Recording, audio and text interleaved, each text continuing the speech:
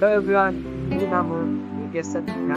ମୁଁ ପଞ୍ଚପତ୍ର ନୂଆଗଡ଼ ବ୍ଲକ ଉଦୟସାହି ଗ୍ରାମରୁ ବିଲଙ୍ଗ କରୁଛି।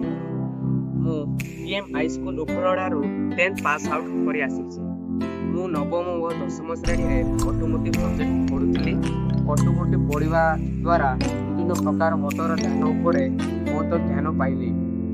ଏହି ହାଇସ୍କୁଲରେ ଆମ ଶ୍ରୀ କୃଷ୍ଣ ସାର୍ ବହୁତ ଭଲ ଭାବରେ ବର୍ତ୍ତମାନ ମୁଁ 10th ପାସ୍ ଆଉଟ୍ କରିକି ଉମାଚରଣ ପଟ୍ଟନାୟକ ଇଞ୍ଜିନିୟରିଂ କଲେଜରେ ମୁଁ डिप्लोमा मेकानिकल सब्जेक्ट पढ़ुछि। दशम श्रेणी ऑटोमोटिव सब्जेक्ट हेतिबा हेतु मो पाई मेकानिकल इंजीनियरिंग पढ़िबा पाई सहज हो पारुछि।